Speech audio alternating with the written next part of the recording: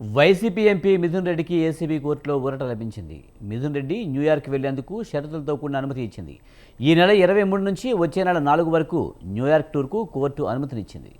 న్యూయార్క్లో ఎక్కడ బస చేస్తారో వివరాలను అందించాలని మిథున్ రెడ్డికి కోర్టు ఆదేశించింది.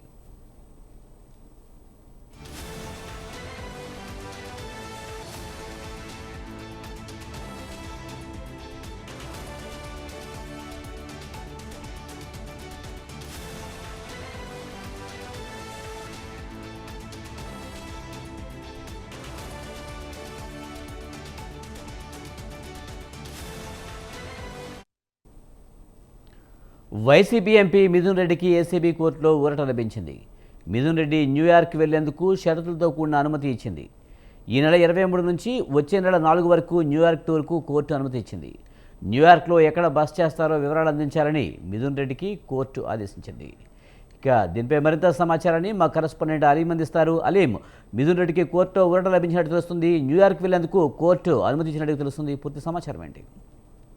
Thank you Vijay. ఆంధ్రప్రదేశ్ లో గతంలో అంటే వైసీపీ ప్రభుత్వం ఉన్నప్పుడు పెద్ద ఎత్తున మద్యం కుంభకోణం జరిగిందని ఇటు ప్రభుత్వం ఆరోపిస్తూ కూడాను వాటికి సంబంధించి సుమారు 37 మంది మీద కేసులు నమోదు చేయడం జరిగింది. అందులో మిథున్ రెడ్డి పేరు కూడా ఉంది. ఆయన ఎంపీగా ఉన్నారు. వైసీపీలో ప్రధాన భూమిక పోషిస్తున్నారు. అయితే వైసీపీ ఎంపీ మిథున్ రెడ్డికి పార్లమెంటు ఏదైతే ఐక్యరాజ్య సమితికి వెళ్లే భారత పార్లమెంట్ సభ్యుల బృందంలో వైసీపీ ఎంపీ మిథున్ రెడ్డికి కూడా ఒక అవకాశం లభించింది. ఈ నేపథ్యంలో ఆయన అక్టోబర్ 20 నుంచి జరగనున్న ఐక్యరాజ్య సమితి జనరల్ అసెంబ్లీ 80వ సెషన్స్ కు హాజరు కానున్నారు.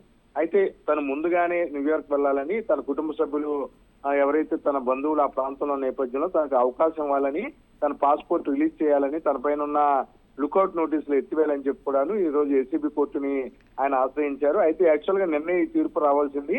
శుక్రవారం నాడు తీర్పు వెలువరుస్తామని చెప్పుకోవడాను ఏసీబీ కోర్టు ఆ తీర్పును రిజర్వ్ చేసింది. అయితే కిందగా ఊరట ఎంపీ మిథున్ రెడ్డికి లభించిందని మనం చెప్పొచ్చు విజయ్.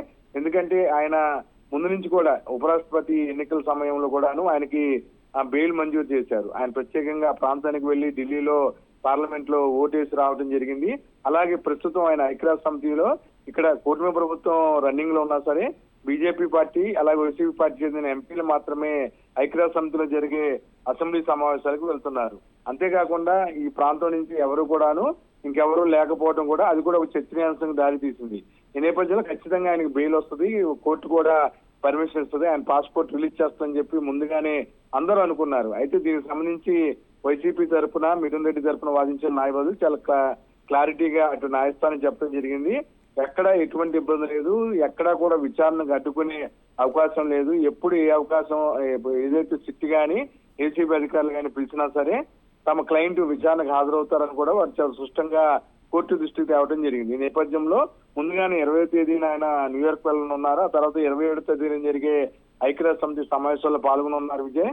ఓవరాల్ గా కూడాను మద్యం కేసుకు సంబంధించి కూడాను ఇప్పటి వరకు రాష్ట్ర ప్రభుత్వం ఏదైతే ఆరోపణలు ఆరోపిస్తుందో దానికి సంబంధించి సరైన సాక్ష్యాధారాలు ఏవి కూడాను కోర్టు ముందు సబ్మిట్ చేయకపోవడం వల్లే వైసీపీలో ఉన్న ఎవరైతే నిందితులుగా ఆరోపణలు ఎదుర్కొంటున్న వారందరికి కూడాను బెయిల్ వచ్చినట్లుగా ఉంది విజయ్.